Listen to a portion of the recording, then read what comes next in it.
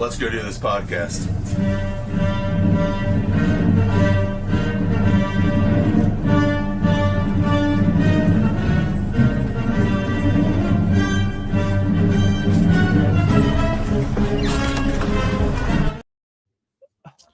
What's going on, Star Wars fans? Hello there. I figured that was a fun little intro since I'm sitting on the back of a bus. So, welcome everybody that is here already. What's going on, Jedi? Oh, that's Jedi Chat. Nick. Oh, that's you. It's me. Okay, that's what I'm saying. There, Steve Jedi. That guy B. Austin. Thanks everybody for joining us. Jacob, what's going on, buddy? Thank you for jumping on.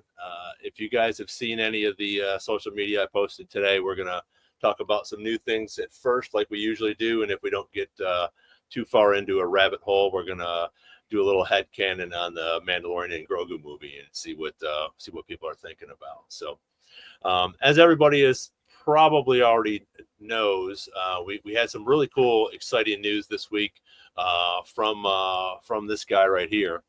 He was sitting at this, but actually right near you, right, Mike? Yeah, Fan Expo Boston.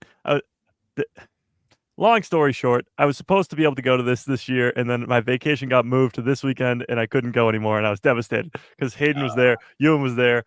There's a lot of people there that I wanted to see, but I've met Hayden before at one of these Fan Expos, so I wasn't that bummed out, but still, it would have been great to see.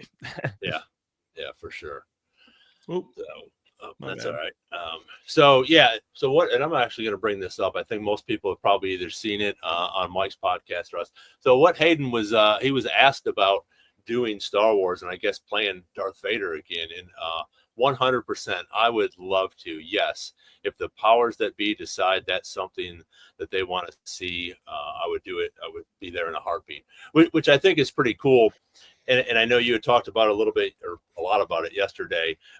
What would that look like? And that's my thing. And I think we can talk about that for a minute on that. And because I would love to see Hayden. Me and Nick talked a little bit about it because I didn't want to give it all away while we were, there was nobody here. But I think it would be fantastic to do this and to see him again. But what is it going to be? We already have so much Vader stuff. I would love to see Anakin in something else. Again, the Kenobi series, Ahsoka season 2, if we're doing flashbacks. We have books. We have the comics. And again, I'd be the first one in line, like Nick said, to go see it. But man, there's so much other stuff that we could go on, Yeah, I mean, it's almost like the Kenobi series because we didn't really need that. Like, we could have lived without it almost. And actually, that's sort of the case for a lot of Disney Plus shows. You could have lived without it.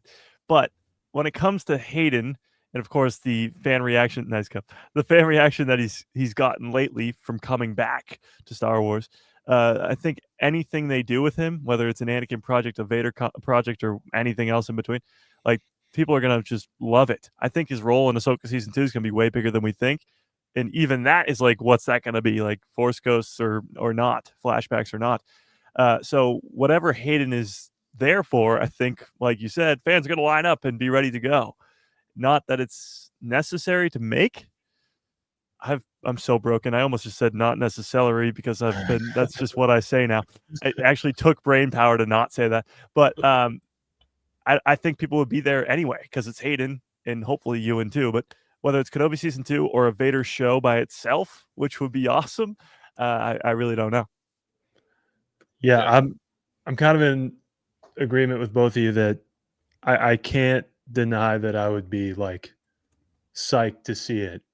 I would. It just seems.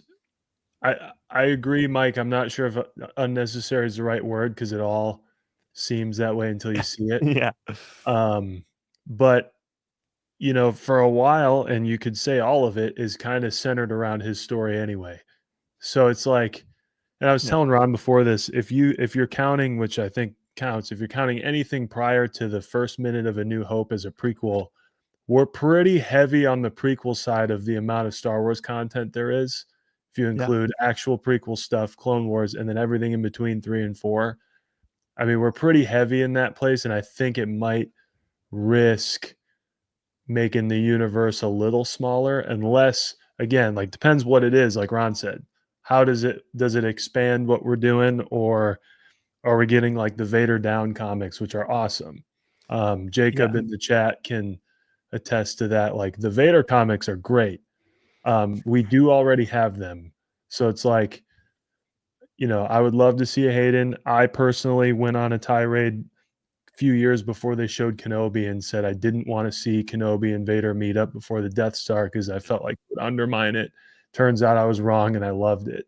So, like, I'm not saying that it's unnecessary, but I don't feel compelled to like push for it. I'll be pleasantly surprised when it happens. But we were talking before, like, I would love to see more stuff within the original trilogy. Like, let's go in there. We now all of a sudden don't have as much, or sequel. We've talked about like the sequel trilogy. I think we have a lot of opportunities to take things that we're following now and expand them. And I would hate to miss out on that, so that like they can specifically satisfy the three of us to see more Vader. You're absolutely right, and obviously we want to get more stuff post everything, post sequels, post everything, but also fill in that gap between the originals and sequels. I think the hype around Hayden coming back, a lot of prequel fans are now a lot older, and people are excited for that.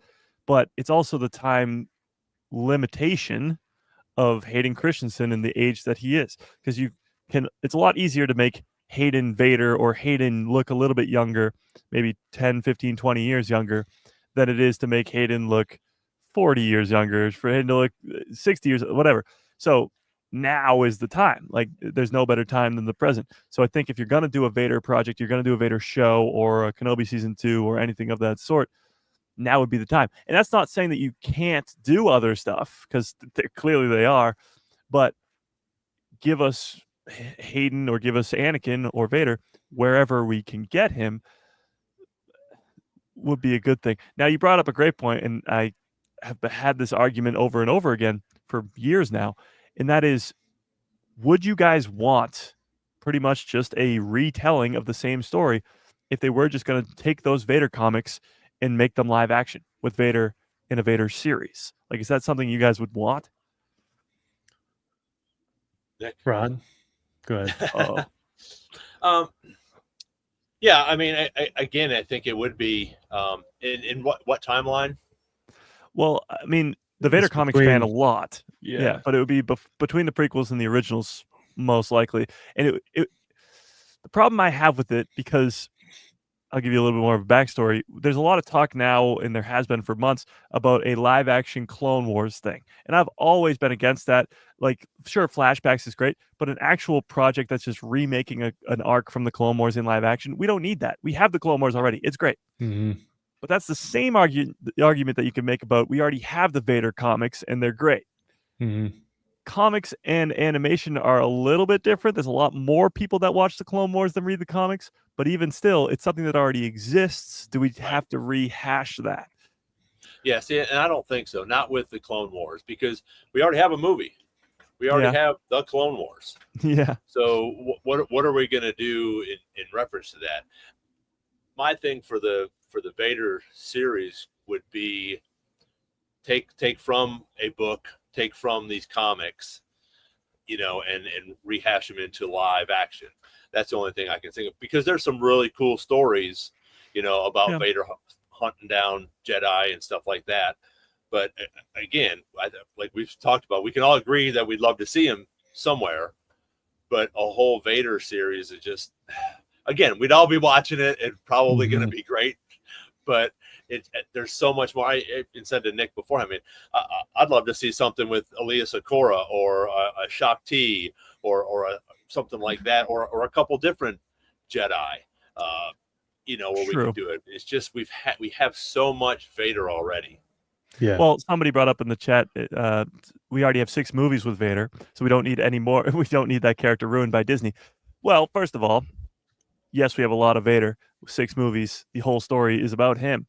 But Disney ruins Vader. Think of the best moments we have with Vader. His hallway scene from Rogue One, the end of Kenobi, all of his stuff in Rebels. I mean, the best Vader stuff is in the Disney era, as they put it. But that's besides the point. Vader, of course, is legendary in the original trilogy, as per usual. But you only get him for 3 episodes. There's a lot more Vader and other stuff.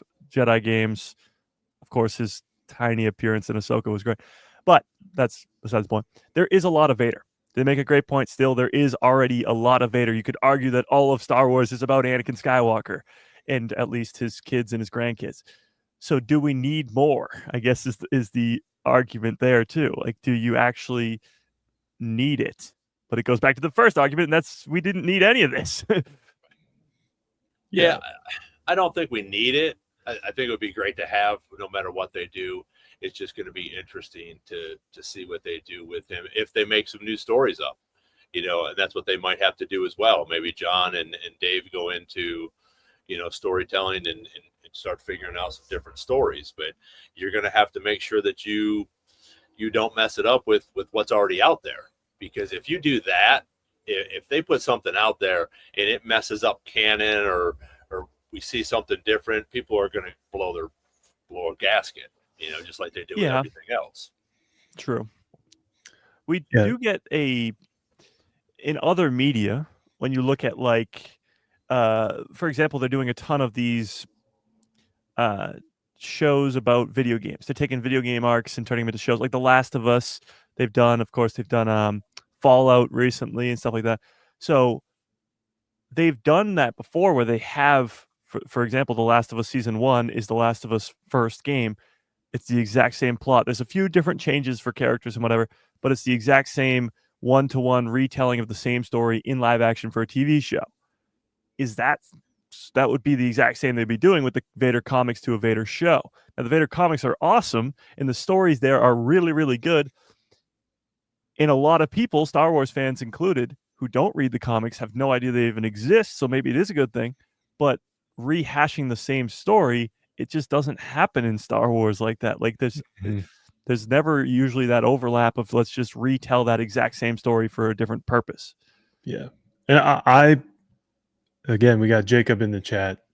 I am someone who really admires the comic process, it's really expressive. It kind of gets you as much on the page as you can get.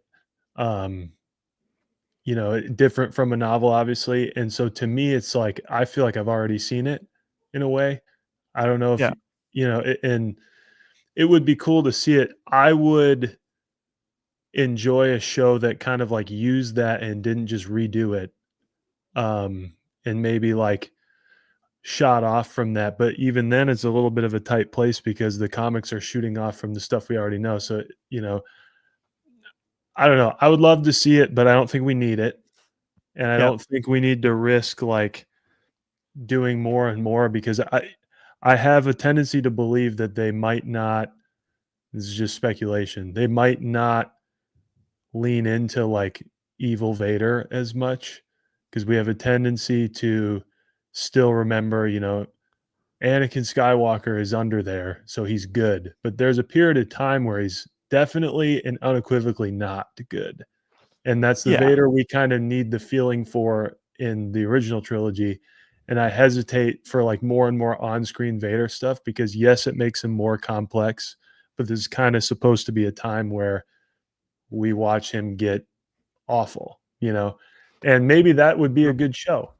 But I worry that you kind of end up muddying the waters a little bit by just adding more of the thing we already like, Yeah, well, to that point, I will say with the Vader that Disney's already given us, or the Vader that we've gotten since the original trilogy, he's been badass. I mean, in Kenobi, he's going down the sort of town there, snapping people's necks, dragging them along the ground, like he's killing the second sister and stabbing Cal Kestis in the chest and killing Seer Junda, and he's being badass. When I think what Disney, of course, gets all the crap for a lot of different reasons, but one of the things they do unbelievably well is Vader. They do him justice. His hallway scene in Rogue One, he's killing rebels left and right. He is badass. So I think it would be very difficult, like you said, to toe the line of showing him have that little good left in him. The Mhm. Padme side of things that's in the comics too. Mhm. And then of course just him being brutal and bad and evil and just pure darkness, which we have seen quite a bit, which is great. I mean, Because a lot of what comes through in the comics is like how much he's struggling, and yeah, that's cool. It comes off differently in a visual media sense, though. Yeah. Like hallway scene, he's not struggling with anything. no, yeah. Or So I think it would probably be harder to pull off than we would anticipate, because True. it doesn't just have to be cool; it has to kind of like fit. Yeah. And actually, Ron, you still wearing that shirt? Oh yeah.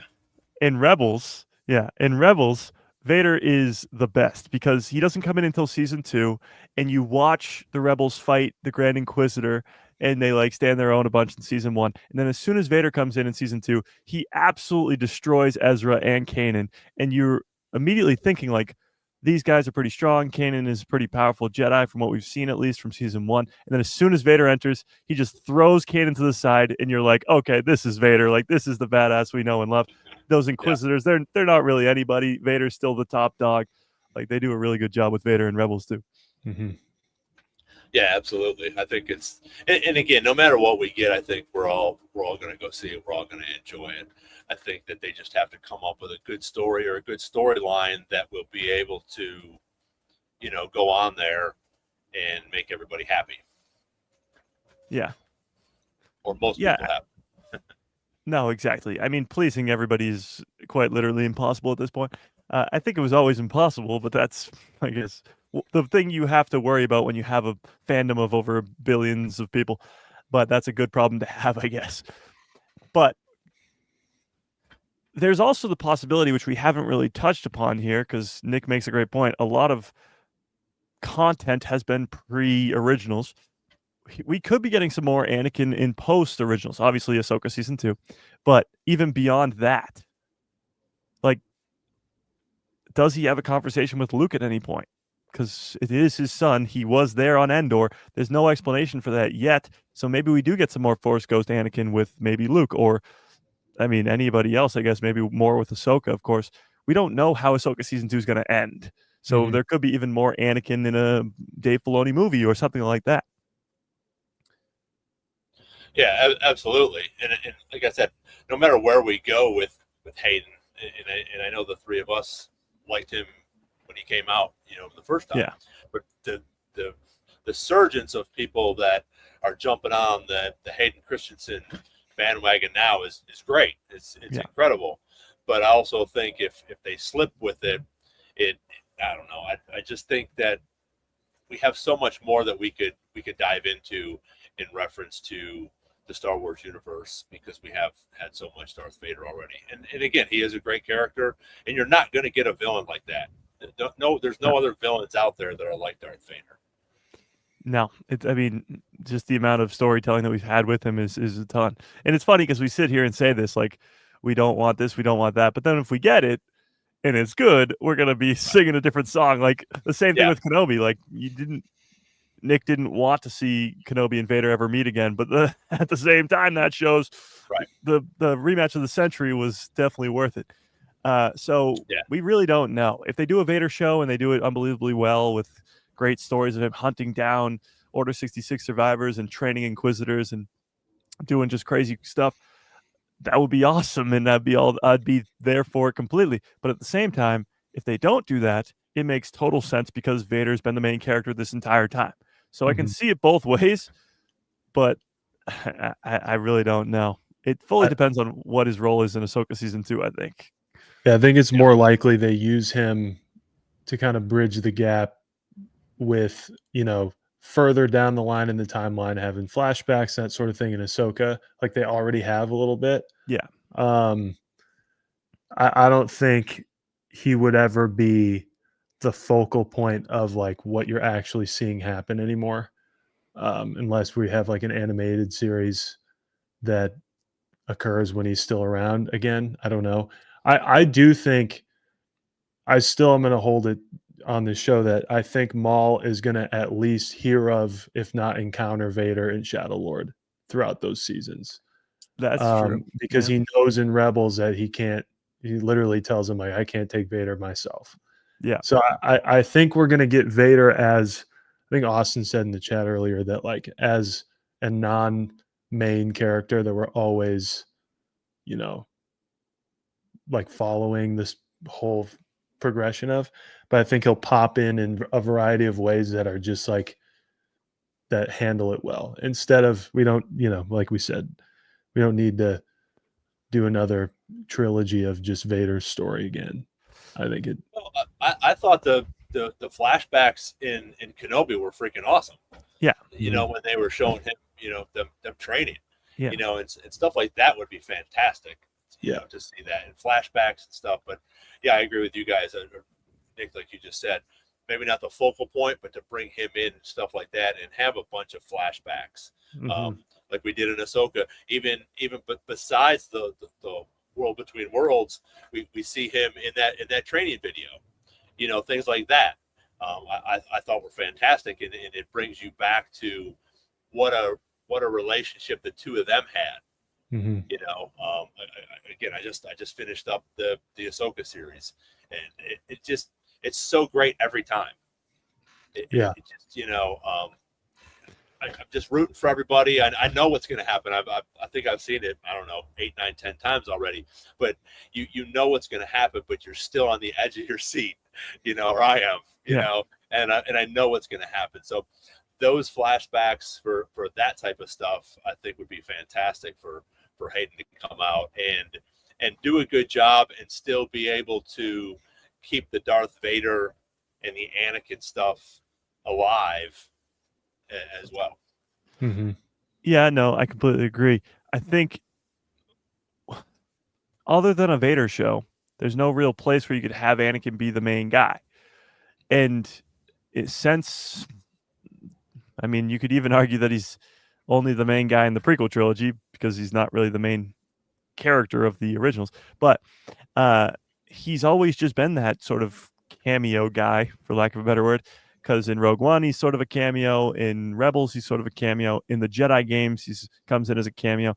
In Ahsoka, he's in there as a cameo. And again, cameo is not the best word for it. But he's not ever like a main character in these projects. He just shows up. They use him as this end-all, be-all threat because he's so powerful. And that's how it should be, of course. You have your lesser villains, I guess, your not so powerful villains in those other projects that I just mentioned. But Vader's always the top dog. And there is another top dog to that, which is Emperor Palpatine, but that's, I guess, another conversation. And actually, yeah, in the chat, Vader makes a good big bad, but not a main bad, if that makes sense, like Krennic in Rogue One. Krennic is the villain of the movie, but he's not like nobody special, I guess. I guess that's a bad example of it.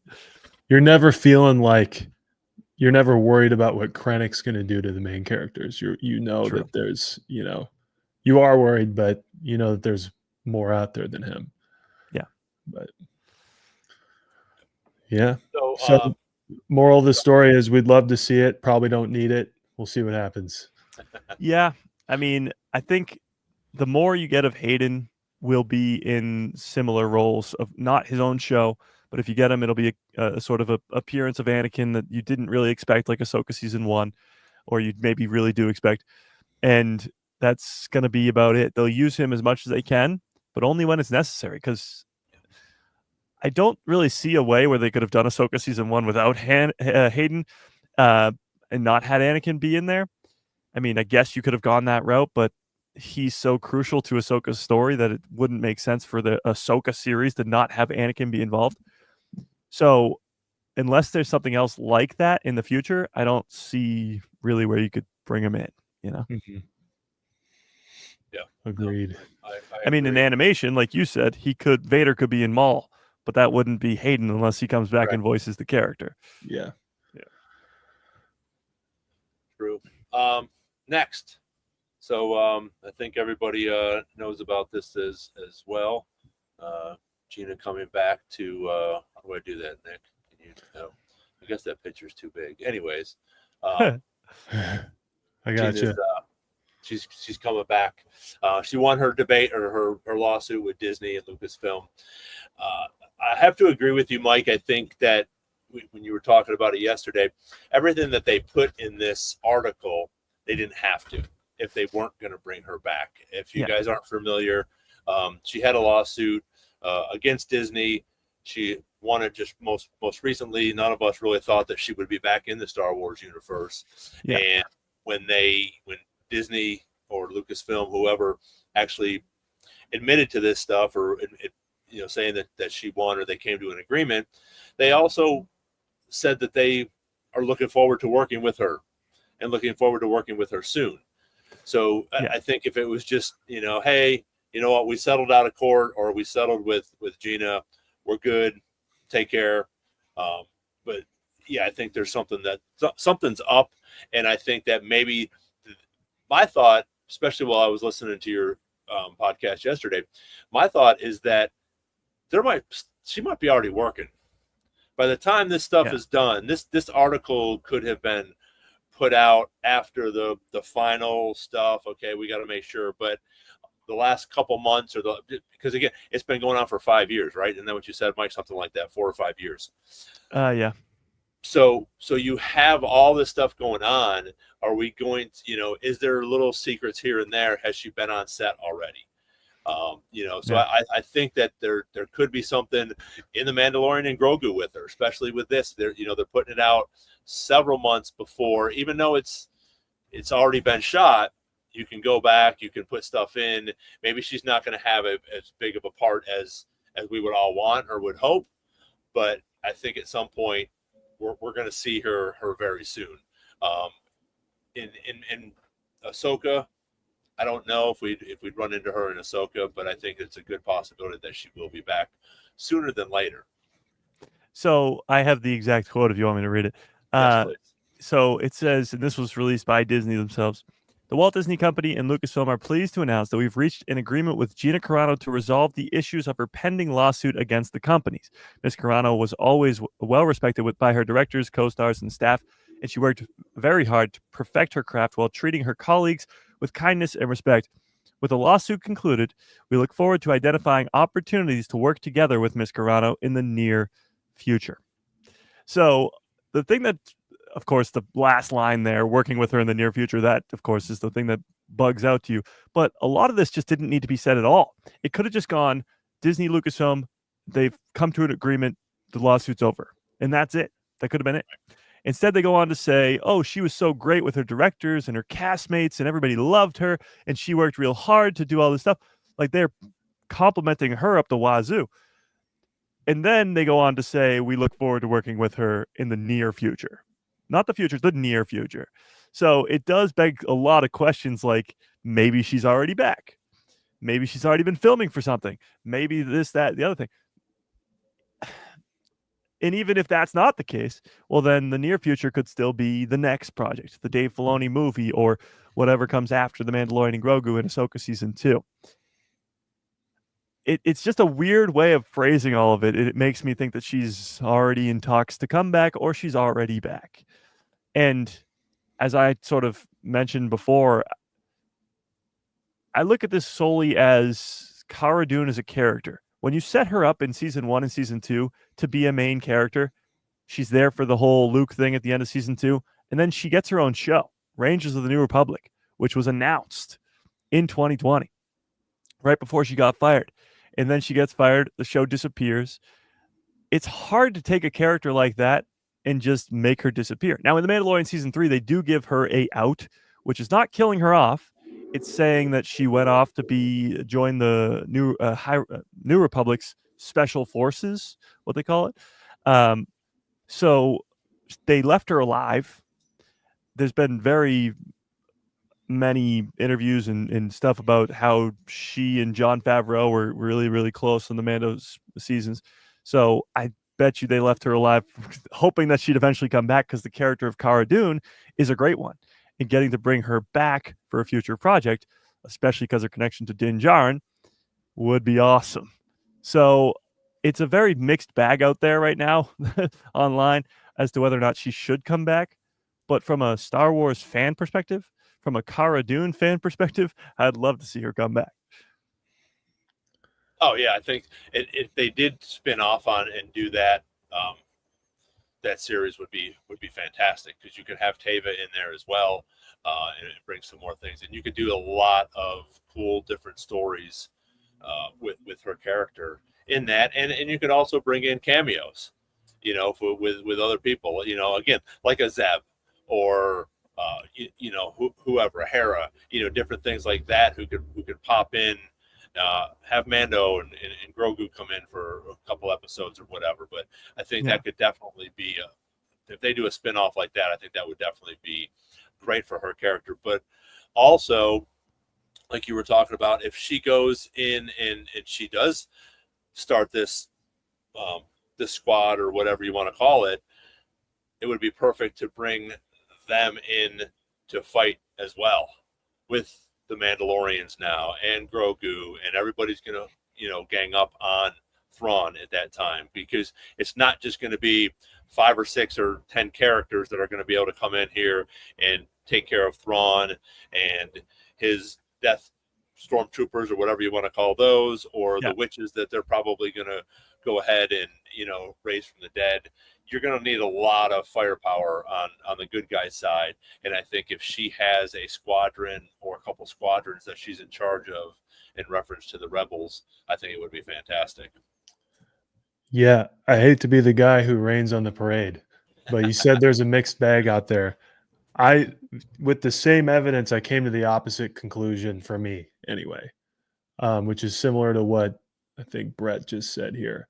That sounds to me like language in litigation to make one side happy. And Ron, you and I live in a town with a lot of companies, a lot of litigation and copyright and all that kind of stuff. From what I understand, a lot of companies, especially big ones, prefer to just settle rather than drag it out. And the way I read it is that the timing of saying we would love to work with her in the future after they've pretty much probably wrapped on this movie indicates to me that they probably aren't going to use her, so that they can. I wouldn't put it pat. I don't think anyone should put it past a multi-billion-dollar corporation to just bullshit you. So I think, to me, I read it as, all right, we did this now, and we're here's all these nice things that are part of the agreement, and we'll look forward to hearing from you soon. And they've already wrapped on the thing they would have put her in anyway. And then I also think Austin's comment in here about, like, if Cara Dune was integral to the Mando story, they'd have recasted it. And I don't see like the need for them, like, after all this stuff and having gone through this stuff, like, unless part of her agreement is that they bring her back and give her show back, which I don't think they would have to do, I don't see them doing it, Yeah. No, I fully get what you're saying. The not coincidence, but the fact that they already wrapped the movie 6, 7, 8 months ago. But this could be, again, if it's successful, could be the beginning of a trilogy. Like, the Mandoverse is not ending anytime soon. There's a lot more story where Cara Dune could be involved. Now, I will say, like you mentioned too, Disney's a big company. They just wanted to get this out of the way, maybe. But still, they could have just gotten this out of the way by being like, yep, it's settled. That's it. Like, she was great. She was fun to work with, sure. But to even say that we look forward to working with her at any point, they didn't have to say any of that. That's sort of the open-endedness of the question. If I'm her, they do have to say that. If I'm on her end of this lawsuit, I'm at risk of having been fired very publicly, and I need the company that fired me to get out there and say, hey, she was awesome to work with, everybody. Like, because the whole point of the lawsuit is, like, essentially a claim that she's getting blacklisted, right? Yeah. And so I think it seems like a pretty standard, like, litigious response that, I think they could bring her back. And I think the near future means that if Mando and Grogu hits, which I think the three of us think it will, that it leaves them open-ended to doing it, but I just really can't imagine that they're actually planning on it. I think that it's kind of like a smoke screen a little bit. It honestly could be that they wanted to see our reaction to, like, how badly do people actually want Cara Dune to come back? Yeah. Because when the character wasn't in Mando season 3, there was a lot of sort of people going, okay, they kind of did it well. She's off doing special forces, whatever. Who cares? Then there's, of course, people yelling back and forth. But at that point, Mando season 3 was years after Mando season 2. So we'd already not seen her for a while. Mando season 2 was 5 years ago. Like, this was a long time since we've seen Cara Dune. So it might just be water under the bridge. Like, if she's not in the Mandalorian Grogu movie, she's not in Ahsoka season 2, then people might almost just forget and not really care. But there's also another argument where there are a lot of people who could start going, okay, well, I want Cara Dune back. Or, honestly, she could just get another mention or something like that in the movie. Like, oh, let's go get Cara Dune and those special forces. And they're like, oh, we can't. She's doing this, that, or the other thing. So there's a lot of different ways they could go about this. It might have just been to get our reaction to see if we really wanted her back or not. And there's a lot of different things that could be going on there. Yeah. Well, and again, my opinion is that I think there's enough people out there that liked her in what she was doing and were upset when she wasn't there.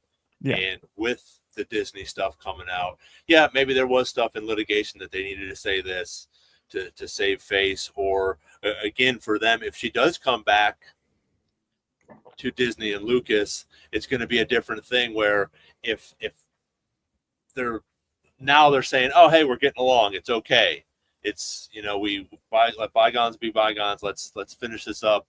We want to bring her here. If she won the lawsuit and they, whatever, in litigation, they say, okay, well, you got to have her back in this, that might be a little bit hairy. But I think that there's enough people that like her and like her character, and with what Disney is saying, that I think at some point she's going to be back. Maybe it's not her own series, but to come back into the Mandoverse at some point. Well, going back to what Austin said earlier, the recast. If they really like the character so much, they would recast her. There's a difference between like a Balin Skull and a Cara Dune. Because Balin Skull is going to be so crucial to the story in Ahsoka season 2, so they had to recast that character. When it came to Cara Dune, they could write her off, and they did, and it worked, and it was fine. So as much as I would love to see Cara Dune come back, I'm not going to hold my breath and be like, she's definitely going to be in the movie. She's definitely going to be in the next thing. I just don't think that's the case. I'd love to see her come back. The whole Special Forces thing would be cool because you have the whole Rogue Squadron stuff from Legends. You have the deleted Rangers of the New Republic's storyline. That would be cool to see. But they don't have to do any of that. Carson Teva took over a lot of that role anyway in Book of Boba Fett and in Ahsoka and in Mando season 3. So they wrote out the character pretty well. They don't have to bring her back, but it does bring me back to all the, well, of course, the way they phrased it, but that could have been all just the settlement stuff.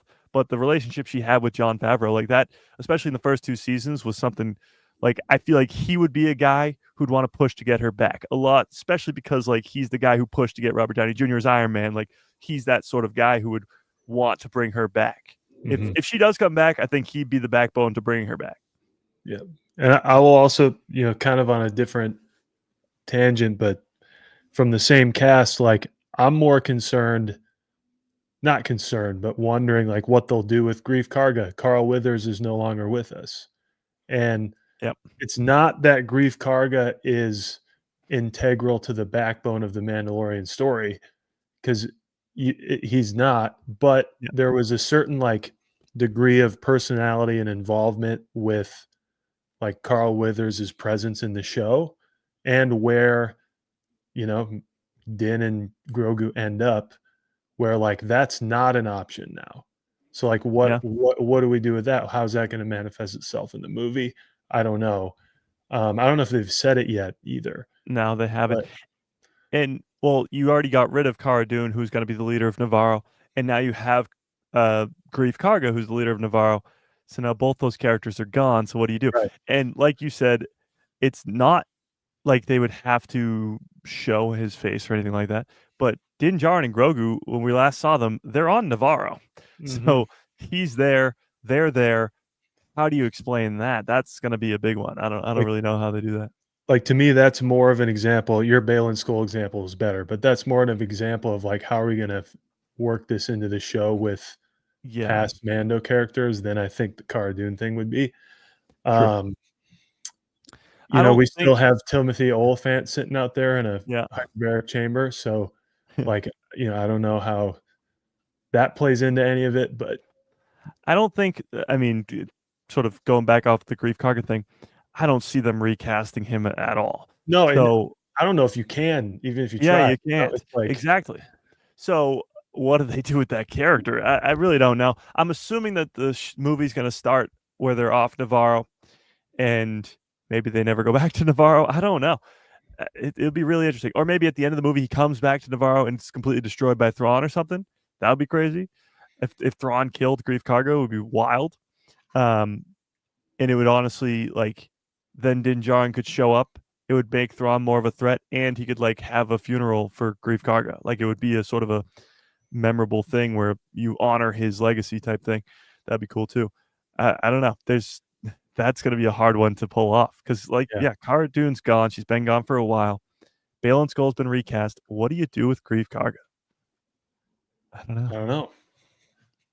But that's I more of don't an know. example to me of like, you know, how do we get from A to B, you know?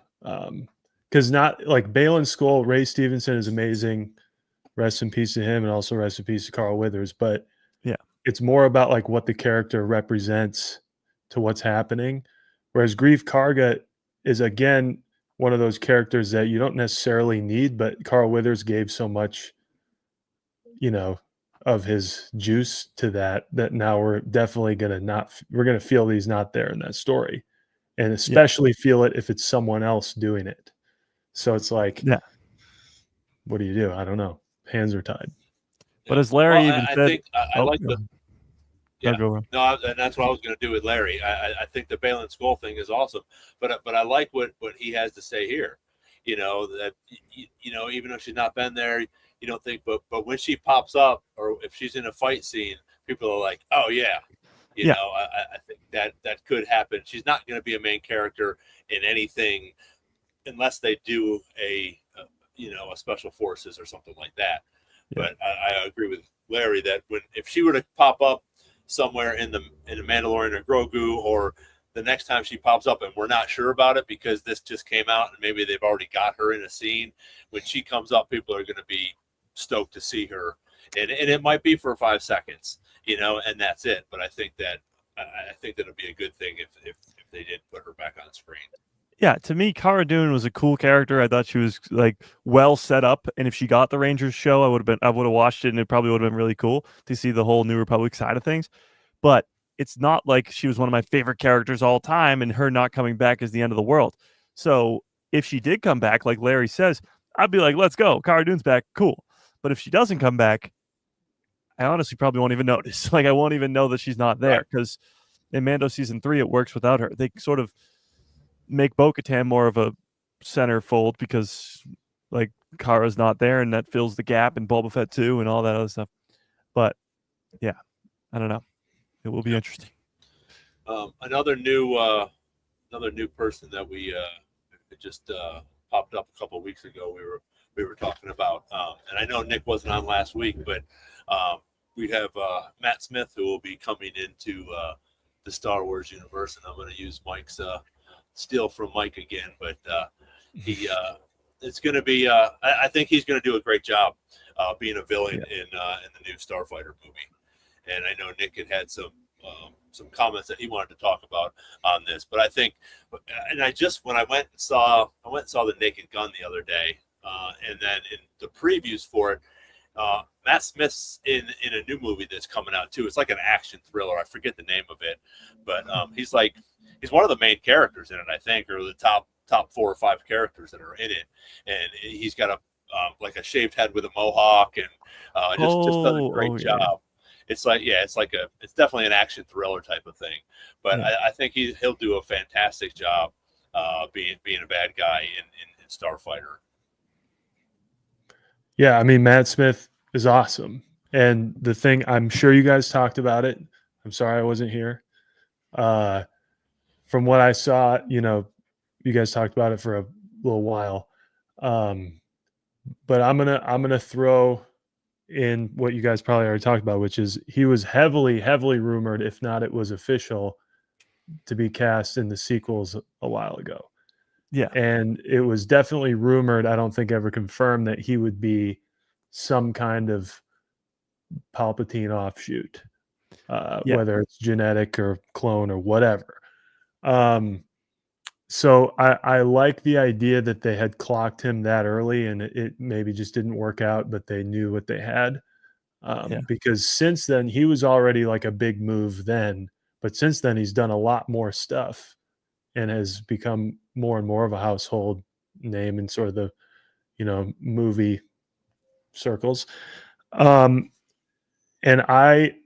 it gives me a little more of, like, I put my tinfoil speculation hat on about these new projects. It gives me a little more of a sense that Starfighter will play into the future timeline stuff even more, because I can't shake the big rumor about his supposed casting as some kind of Palpatine progeny, and there's always been this thought in my mind that, like, I said on here before, and Jacob kind of picked up on it in our chat, that did anybody make it out of Luke's temple? And, like, if so, have they just been chilling and working on their own thing? And then on the other side, like, were Rey's parents was Rey's dad the only successful, like, child of Palpatine that came out unscathed, that was non-Snoke, or were there more? Is part of this future story trying to figure out, like, all right, who else is out there? How many, what's going on? Did we get everybody on Exegol? Like, I don't know. And, I think it's an interesting speculation hat thing to roll on. But if there's anybody who can kind of, like, give us a new Star Wars feel villain, it's this type of guy. He's very calculated, very, just watch House of Dragon. He's great. But yeah, so a couple things of what you just said. The reaction to somehow Palpatine returns again would be disastrous. So I really hope he's not a Palpatine clone. But I will say there's been the sort of revamping of the reports from all those years ago that he was cast in episode 9, and he did confirm that, and he even said that he was going to play like a transformative version of Palpatine. So what I think honestly was going to happen was, when Palpatine steals the life force or life essence or whatever it is of Kylo and Rey at the end of the dyad, and he gets sort of his fingers regenerate and he looks a little bit whatever better, I think he would have looked like young Palpatine, and that would have been Matt Smith. That would have been pretty cool. I'm not going to lie. That would have been awesome. And it could have even set up a young Palpatine show with Matt Smith as the guy, which would be really cool too, giving us Plagueis and stuff. But they didn't do that. So I'm hoping that Matt Smith is a brand new character, because, like you said, he'd make a great, cool new villain in Star Wars. Whether he's a Sith or not, he'd be a great new villain. So I'm hoping he's not a Palpatine, but I can't help but think that would have been such a cool thing, especially to set up a young Palpatine show with Matt Smith as Palpatine. But that's, I guess, a big old what if now.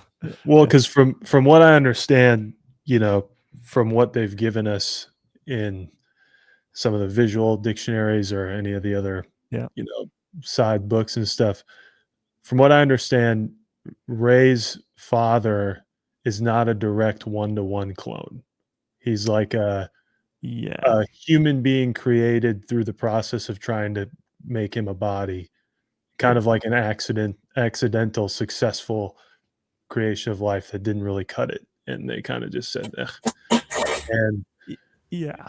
and I don't know if he was the only one. I don't know if they're, what do we got going there? Hang on. Yeah. And I like what Jan's saying here. It always comes back to the acolyte. Yeah, always does. But yeah, I mean, I think that Dathan was sort of like a like Snoke. Snoke's not a clone of Palpatine, but he's like this abomination created with Palpatine type deal. Mhm. And I think Dathan wasn't obviously a one-to-one copy of Palpatine, but just a I mean, basically like a his child, but like not, they just made him. yeah. Yeah, exactly. Yeah. Yeah. Just not an actual clone of Palpatine himself, Yeah. but they And used his genetics. yeah, but I agree with you. I would rather Matt Smith just be something new. Yeah. But the question now is, what is that? Like, is he gonna be a Sith in the next Sith, or is it just gonna be like a pirate or crime lord? Or I think it really depends on what the purpose of the Starfighter movie is. Because just like, when we talk about they never make this plot point for no reason, it's leading it. I think now it's like entire projects have a purpose. And we don't even really know what Starfighter is about, and it takes place in a time frame that we haven't really touched.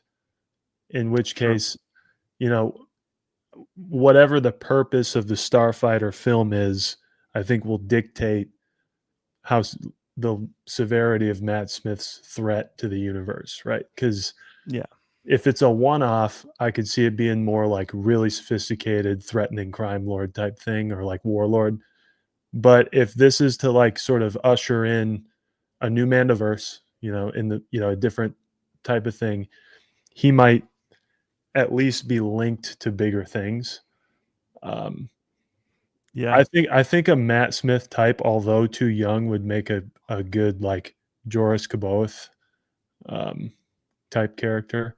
But I think, I think Baylan Skoll is probably going to be closer to that than anybody. And the timeline for that is different. But I will say I'd love for him to be the next big bad or the next overarching villain. I don't want him to be just because it's Matt Smith. It's such a big name.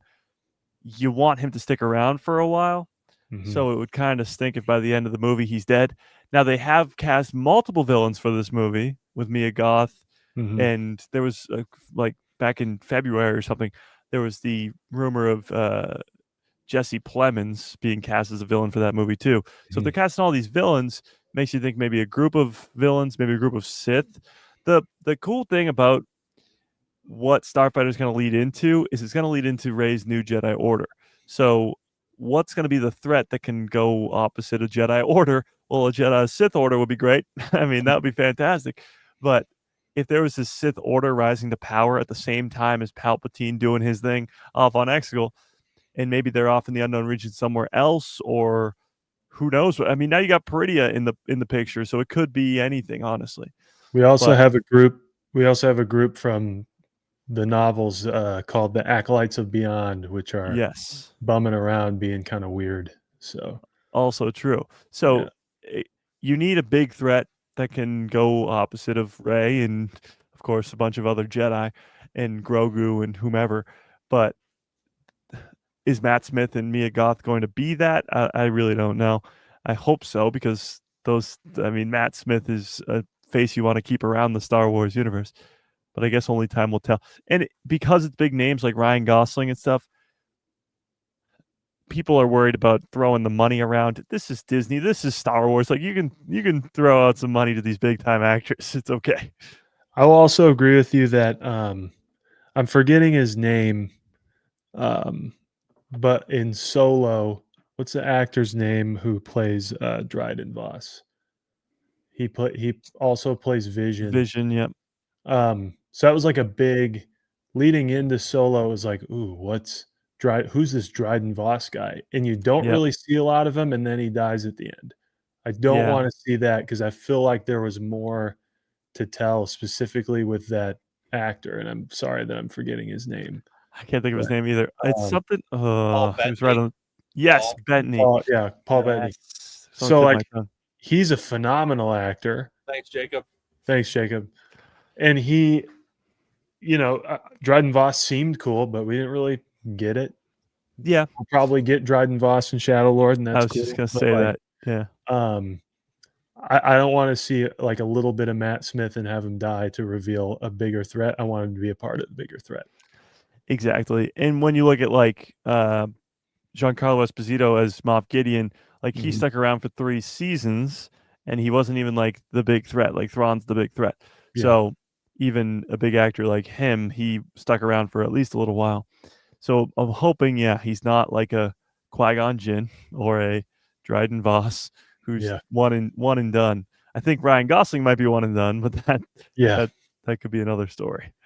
Yeah. So in reference to Starfighter, do you guys what does this name mean? That's something that I saw that it was brought up, I think maybe yesterday or one of the other chats that you had. Yeah. But is this a Starfighter ship, or is this a person who's a star? You know, Yeah. it leaves it open for a lot, and I don't think we have enough stuff right now. You know, is the nephew to Ryan or whoever this, is this the Starfighter, or is it something about the ship?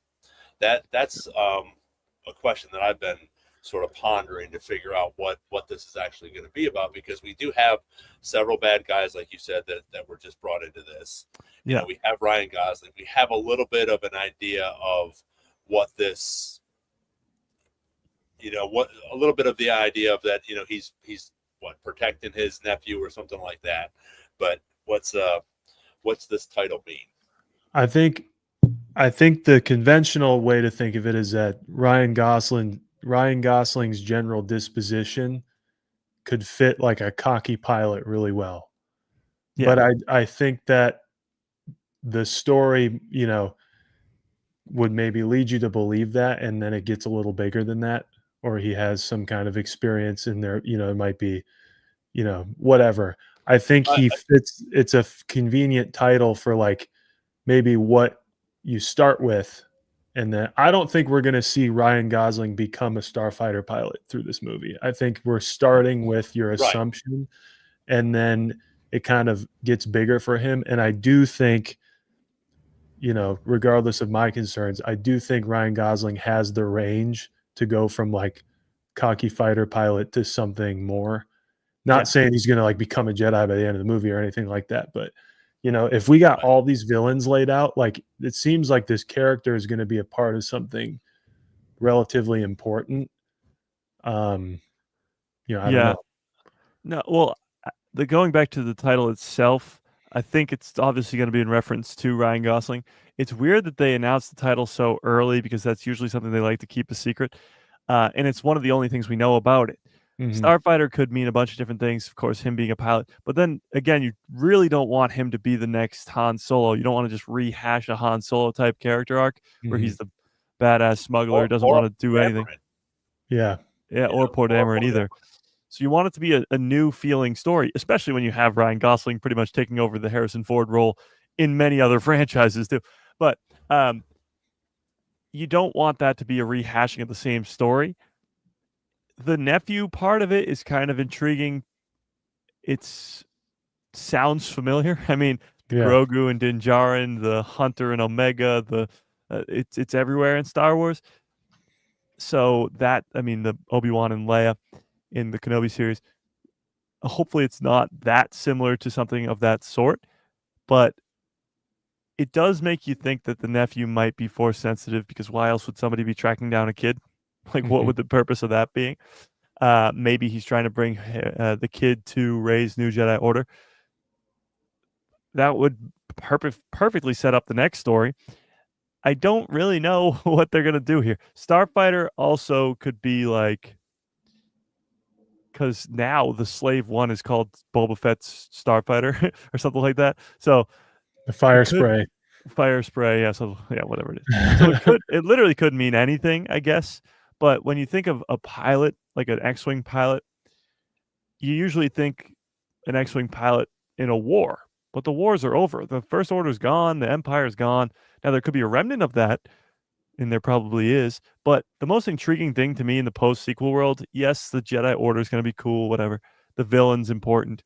It's the galaxy at large. Like, what's the political spot of the galaxy right now? Is it this new Republic? Is it something else? Like, is Coruscant still the capital now? Hosnian Prime got completely blown to bits. So what's going on with the actual galaxy at large? And maybe this will dive into that a little bit, maybe not, but that's sort of what I'm most intrigued about when it's coming into Starfighter. Yeah. Headcanon wise, I would think the mistakes of the New Republic would mean that we are in a little bit of disarray because they don't want to, just basically rehash it. But at the same time, like the First Order, speaking of comics, Jacob, the First Order in the time of the sequels does a lot of work. Like they basically like throat punch the entire galaxy, the entire sequel trilogy, especially like the last, like leading up to the last, the Rise of Skywalker. Yeah. Like they're going around and asserting dominance, and everyone's letting them. And so, like, I know we get rid of the Final Order, but they're still all kind of, and you see all these people reminiscent of Return of the Jedi, like blowing up the starships and everything. But much like before, you didn't just get everybody in Exegol. There's still like a process, and the New Republic is gone, as you just said. So I could imagine that things now get a lot more local, whereas like you might need a starfighter anywhere, like wherever you are, that might become really valuable, because even during the time of the Empire, you still have like systems who are controlled by warlords. You still have like, it's just kind of dependent on what was occupied and when. And I feel like Ryan Gosling's character, if he's some kind of starfighter at that point, could be just like another Mandalorian situation where he's out, doing his gig as some kind of starfighter of some kind, because everyone's got their own problems now, and something happens. Well, let me pose this to you, because you bring up a great point. The New Republic's gone. There's probably remnants of all this stuff. When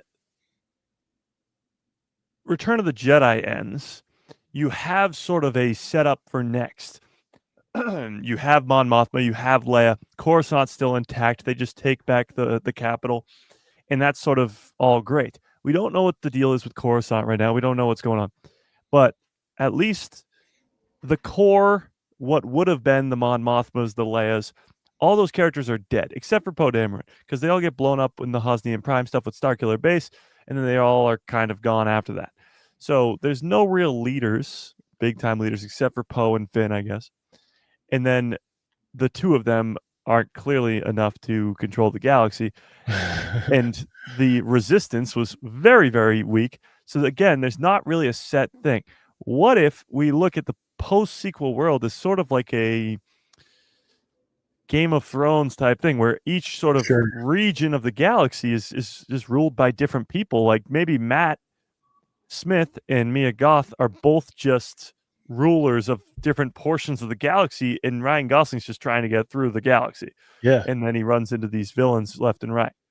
Well, because you got to think anybody who had any kind of like swing might have been ready to. This is a very opportunistic time. Yes. And kind of exactly the time that Maul was waiting for. With everything he was doing, and he just didn't live to see it.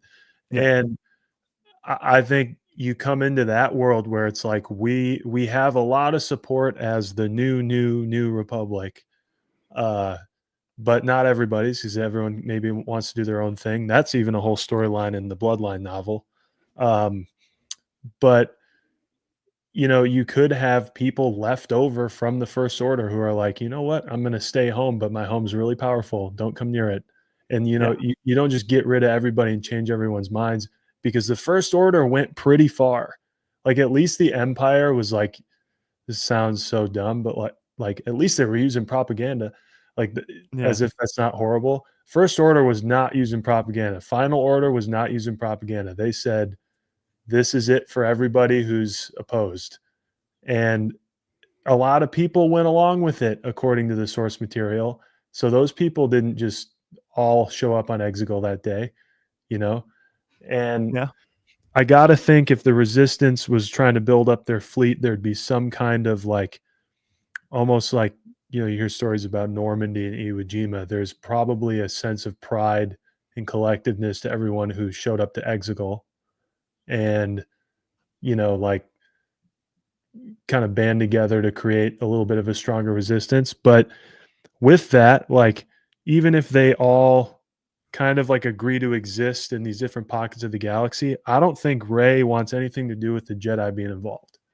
No. I think she's that's one of the things she learned. Um, she's probably the only character through this that has the lens that we had as the viewers of like, oh, this is why the Jedi kind of, you know, actually Luke had it and it drove him crazy.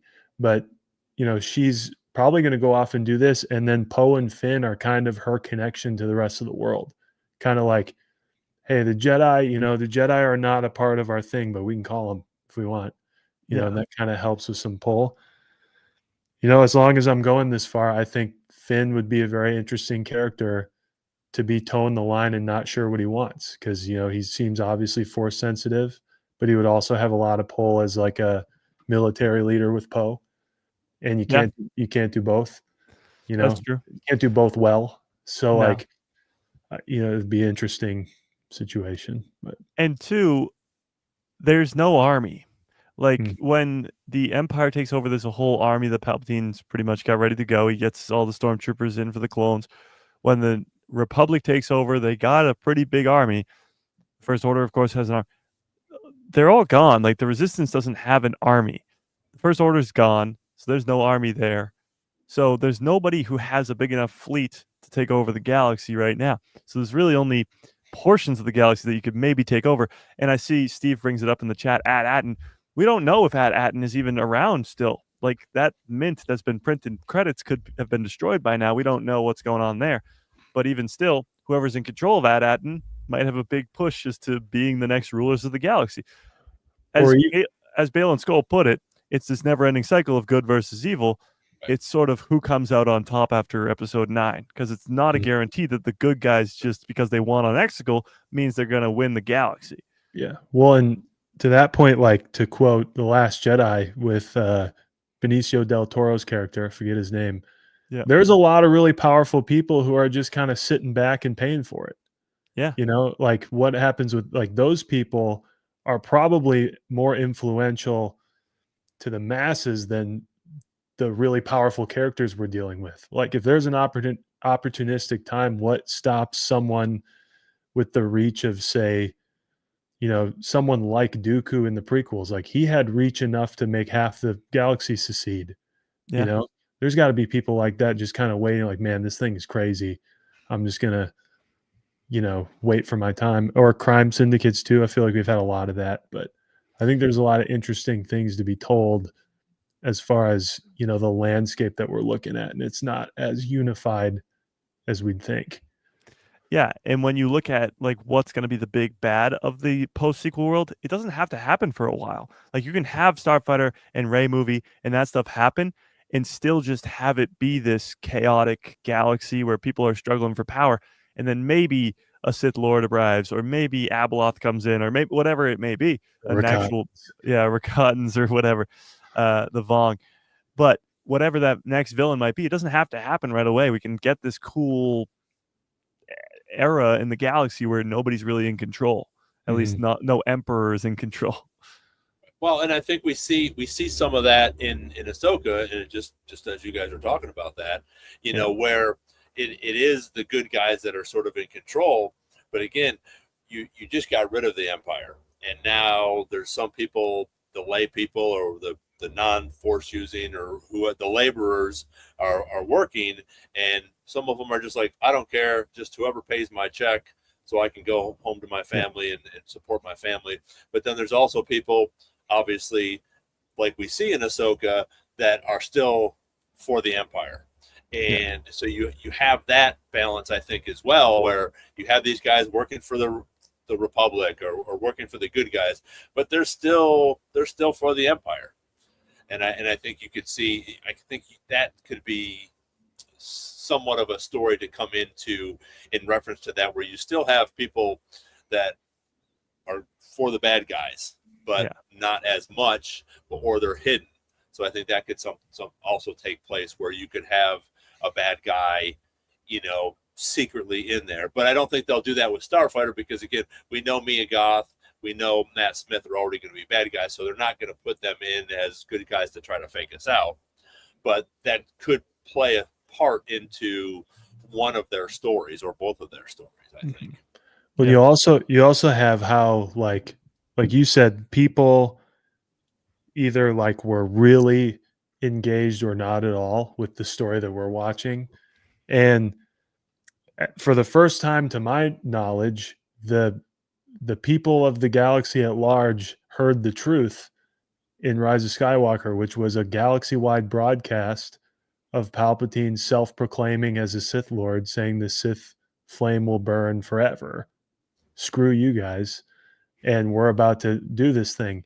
And I feel like in some of the novels, they kind of refer to the story we know as a little bit of like an urban legend we heard from this Luke Skywalker guy. Yeah. That like, Palpatine was a Sith Lord, Darth Vader was his dad, and this great story happened that even Leia doesn't necessarily want to believe him. Yeah. And you kind of have these weird elements of like what's true and what's not, and a lot of people don't care. But now you have this threat and an example of it when he blows up Kijimi of like, this is what the mask is off fully. And so like that truth would kind of it'd complicate things, because I think it would rattle people who were thinking like, oh, it's just the Empire, it's no big deal. Rattle people who thinks none of it's real. And then to say like, well, hold up. So this big sorcerer guy just tried to burn us all down, and now you want me to support another sorcerer and you say she's good? Like, and so she can't, I don't know. Like, is she going to be someone that people even want around? I don't know.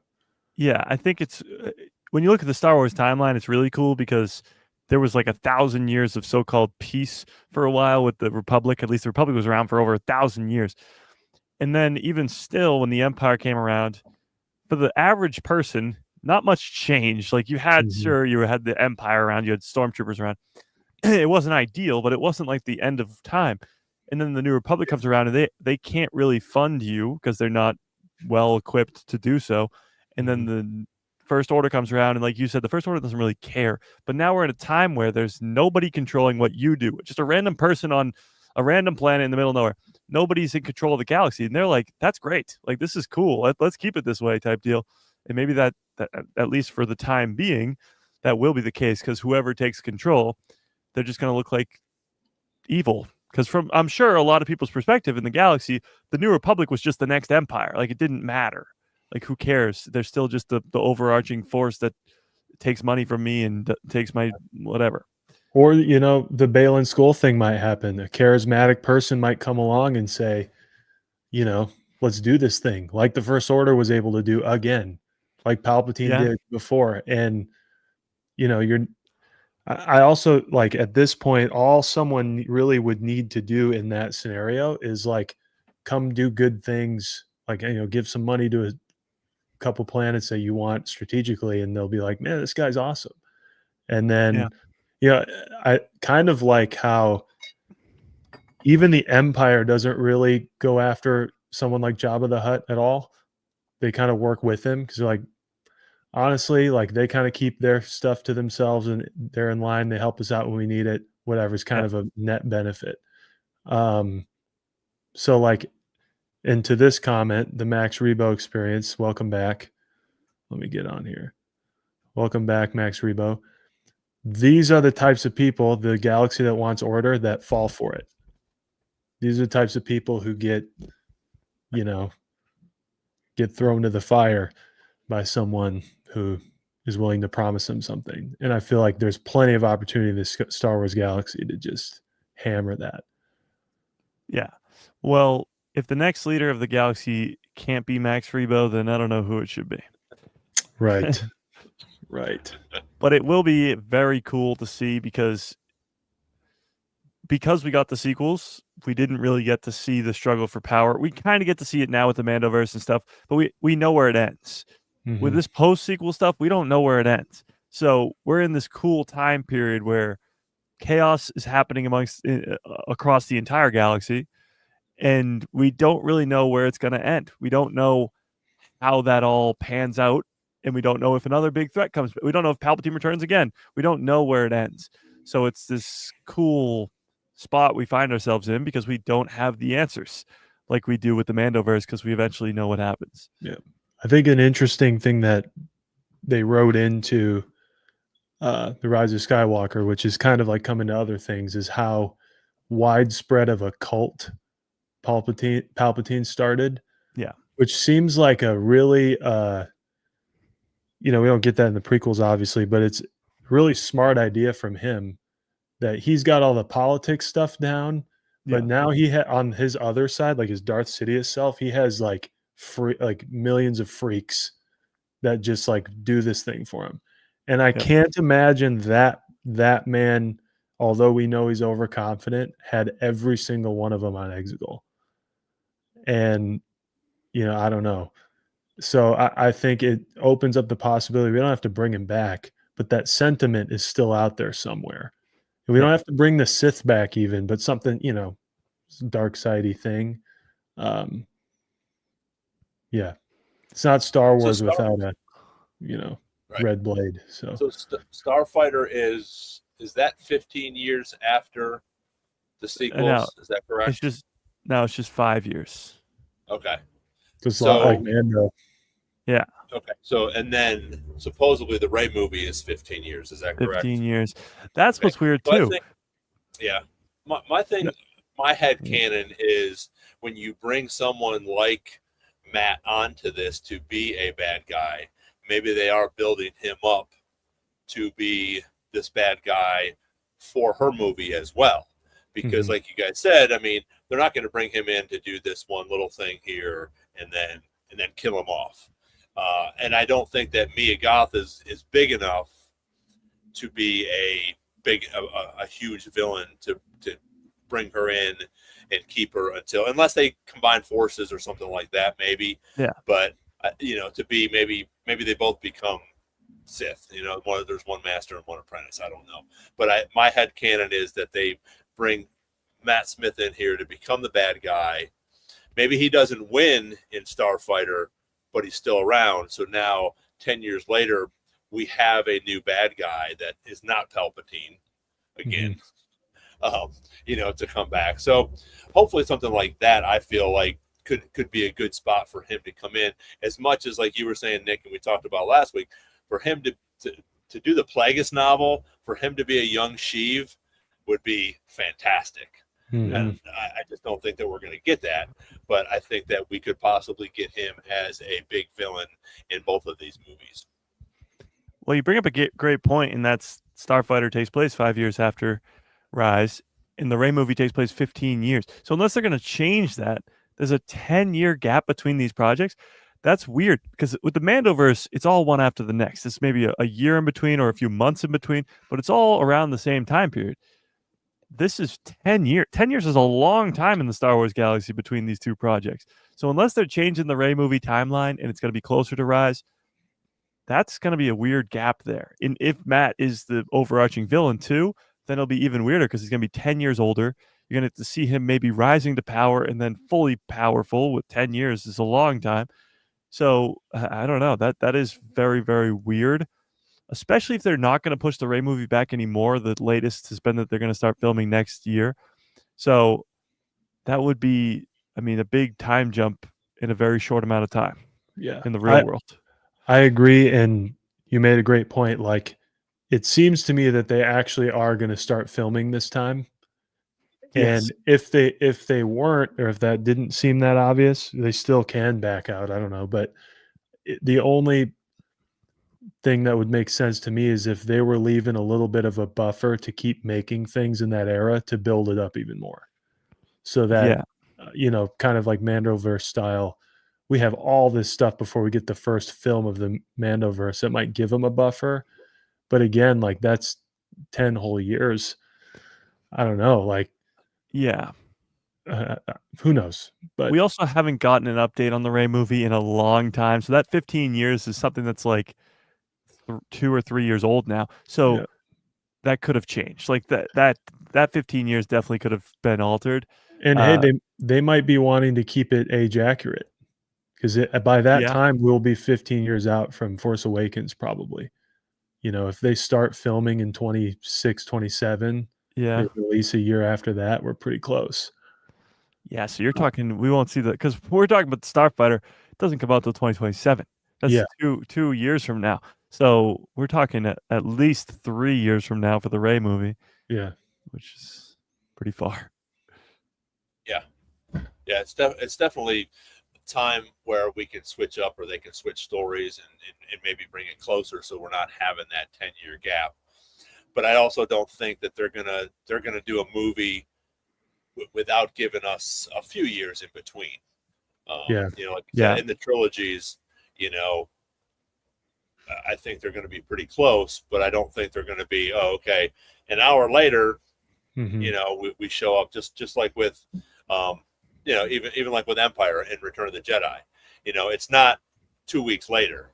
It's most of them are years apart. Obviously. Yeah. And go ahead. Go ahead. Austin brings up a great point in the chat. He says, I want post-sequel stuff to get weird, crazy with the Force. I thought, especially with Rise and the sequel trilogy, a lot of people have very different opinions on that. I thought the dyad in the Force, it wasn't, of course, a planned thing from the beginning, but it was something really cool to suggest that the Sith Order of Rule of Two was really just looking for this dyad. Obviously not the case from the beginning, but to create these two beings, one a Skywalker, one a Palpatine, by the way, which is really cool. To have them be that dyad in the Force was cool. But doing weird stuff like that in the Force is going to cause for a lot of people to disagree with what you're doing and stuff. I think the High Republic actually recently has done some cool things with like Force beings, like creatures that are strong with the Force, and blanking on the names. Somebody who's more of a High Republic person could probably remind me in the chat. But like even in Legends, you have like the Ysalamari and stuff like that, where creatures and different things, there's weird Force stuff going on rather than just Force choke, Force lightning, Force just the simple Force things. So I wouldn't mind that either, just getting a little weird with the Force. I'm down with that. Yeah, I think that would be fantastic if we could do something just a little bit different. And I think they're going to have to change it up a little bit because of what happened with the sequels and what people were thinking about it. You know, and again, I've expressed they weren't my favorite movies, but as I've gone on and read books and other things here, I only have a problem with one thing, and you know, and that was the Skywalker name with Rey. But the rest of it is it's actually really cool. And I think you were talking about that with somebody else the other day or on the podcast, where again, when Hayden came out, everybody hated on him and blah blah blah. Now everybody loves him. So is that going to happen in another 20 years with some of those actors from the sequels? You know, are we going to be in love with some of these characters that everybody was just hating on, and they should have not been in this movie or whatever? So I think as we get more and more stories to back up, whether it's the comics or the books that we've talked about, like Shadow of the Sith, as we get more of those things, it's going to bring these movies into better standing, I think. And hopefully as we get to learn, you know, maybe what happened with Luke or anything like that, I think these are going to start to switch over. And as we get these movies like another Rey movie and Starfighter, I really think that we're going to have some I think we'll have some cameos in Starfighter. You know, maybe we'll see Poe, you know, doing something, or somebody that's still alive that you know survived, that we get to see, you know, to bring them in now, like we have before, in reference to bringing Han and Chewie into the sequels and Leia, you know, things like that. Yeah, I agree. You know, on one hand, just because we always talk about it, but you know, if you were to write out some of the concepts from the sequels and say like this is what's going to be in them, I think almost everybody would have been like, sign me up. Yeah. Right. Whether they were executed in a way that everybody liked is a whole different conversation. But like the dyad concept is a perfect example. I know it wasn't planned from the jump, but like that's a very interesting way to like make some of the things you see visually, like in The Last Jedi. It was cool and weird for them to like be in each other's head and like be Yeah. in the same place, but not really. And the dyad is a really interesting way to explain that. Is it like the best in hindsight? Like, I don't know, but it was interesting and it was cool, and you can tie a lot of things to it. And I digress, but to Starfighter, if we're talking this gap between, Rise and the Rey movie, Starfighter and whatever its purpose is can lead to other things that kind of run concurrently. Like, we don't, as far as I'm aware, do we have, other than Ahsoka, any other live action series coming? No. So like, maybe we love a character or love a plot line from Starfighter that is literally just kind of put into the theater to set up this sort of like sequel Mandoverse thing, Starfighter verse. I don't know, but they could go kind of like the reverse route of what they've done with the Mandoverse. You have this movie that blows up. People will go because Ryan Gosling's in it. People go because Matt Smith's in it. Blah blah blah. And that might just feed into, building a more robust universe around this next set of Rey films if she gets multiple. Whereas we go into the sequels cold, and I think they're probably going to do the sequels and Rey's character a lot more justice this time by kind of like bolstering it a little more. Yeah. And I think we're going to be looking at a series in which that kind of like goes off of Starfighter somehow and builds up, but that all depends on what the purpose of the movie is. It could just be a one-off thing. I don't see it being that way with those actors, but it does put us in a good spot too. If the Rey movie, at least setting up wise, if the Mandalorian and Grogu movie's as successful as we think it's going to be because it's Din Djarin and Grogu and they've had wild success on Disney Plus, if that's really successful and then they double down with Starfighter being a huge success, because Ryan Gosling's obviously going to draw in people to the seats, but if the movie's good, if it's real good, well then they're coming off of two big wins. So if that's the two setups for the Rey movie, well then it's in a lot better hands than what originally was the plan, which was for the Rey movie to be first. And even if it's not third, if it's fourth, then hopefully they have a third win to set up the Rey movie even more. But I think what's going to feel great is in a couple of years from now, when we're hopefully, because those movies are great, we're sitting on the edge of like the same feeling we had almost in 2016 after Rogue One came out. Because The Force Awakens was mostly liked by most people, and it was this real big buzz, and who is Snoke, and all these questions and stuff. And then Rogue One hits, and we're like, Rogue One is awesome. And just over time, Rogue One has become even better, but because of Andor and stuff. But we could be sitting here in a couple of years, in 2027, in August of 2027, and had The Mandalorian and Grogu be awesome and set up a new trilogy. And then Starfighter be awesome and set up who knows what. Like, it could be setting up a new big bad with Matt Smith, and it could be setting up a Rey movie, and it could be setting up anything. But I think when you look at the future of Star Wars movies specifically, we could be like living in a new golden age of Star Wars movies, which is going to be really, really cool. Oh, I've said that on a couple of my, things that I put out. This, and I know you have too. This is a great time to be a Star Wars fan. I mean, next year is going to be fantastic, and I think as we go on to 27, we have Celebration, we have, some other movies coming out, like Starfighter, and there's just so much more stuff that they're taking in different directions. They're bringing these old, not old, but older cast members back to do some of these things again. Like, we're getting these live actions. I don't think we're done with live actions. I know we're moving into movies, and people were talking about Disney Plus this and that. There's nothing coming out, but again, we have them all series that's going to be coming out, which is going to be fantastic. You're going to have other different things. I think there's going to be another live action, but we don't know what besides Ahsoka. Is there going to be a different series instead of a season 2 for Boba Fett? And I think this is, like you said, this is a great time to be a Star Wars fan, because everything is just starting to span out and keep going back and forth. And for live action stuff too, like Nick said, Starfighter could set up the next live action show, or maybe even Dawn of the Jedi could set up the next live action show. Like, it doesn't have to be a Mandoverse show that's going to be next. It could be anywhere. And I mean, it could be prequels for all we know, and maybe a Plagueis show. It doesn't really matter. But after Ahsoka season 2, it's definitely not going to be the last live action show on Disney Plus.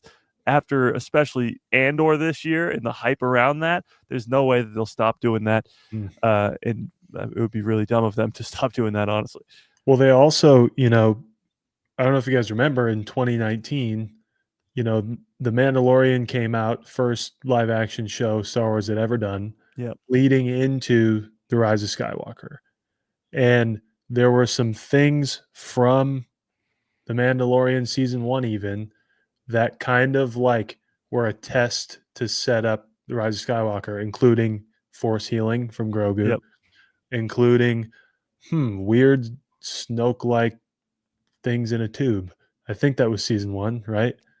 When they're on Navarro, aren't they in Navarro and they go to that base and there's the I think that's season 2. There's a mystery. Okay. Well, anyway, they want Grogu for cloning. We know that. We know that.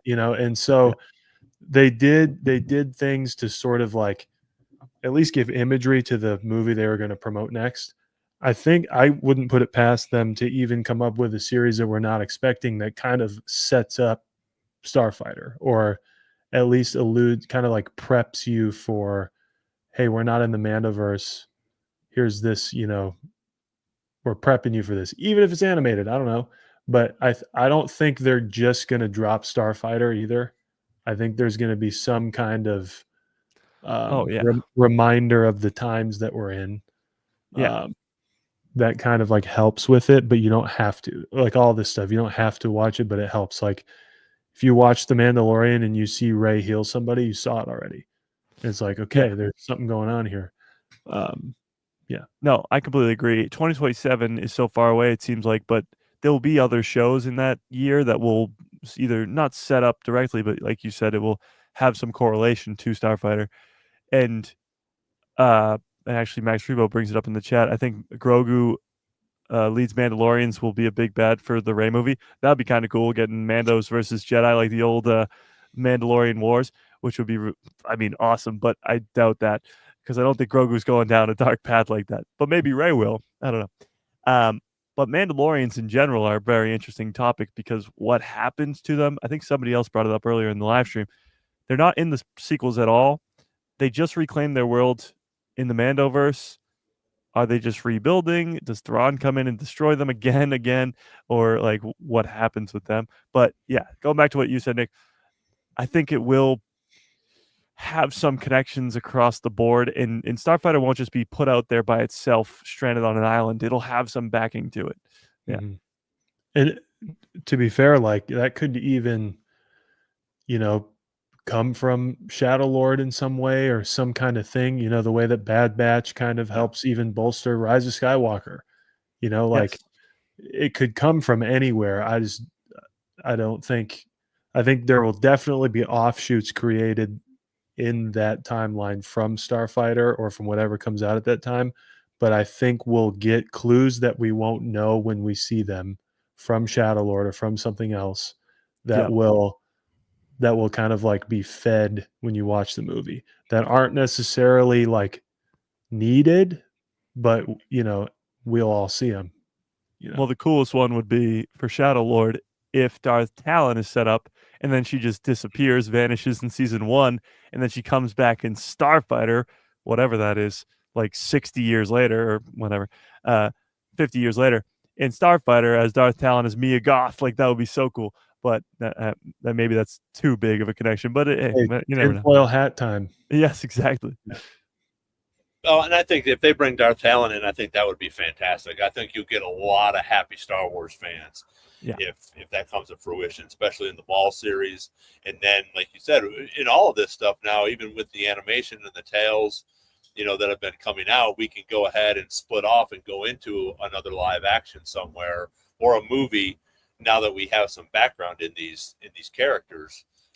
Because you're going to have more people that are going to be watching animation or live action instead of reading these books.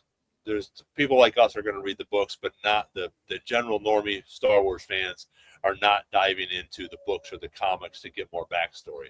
They're looking to an animated series or a live action to bring them into connection with these movies that are coming out, I think. Absolutely.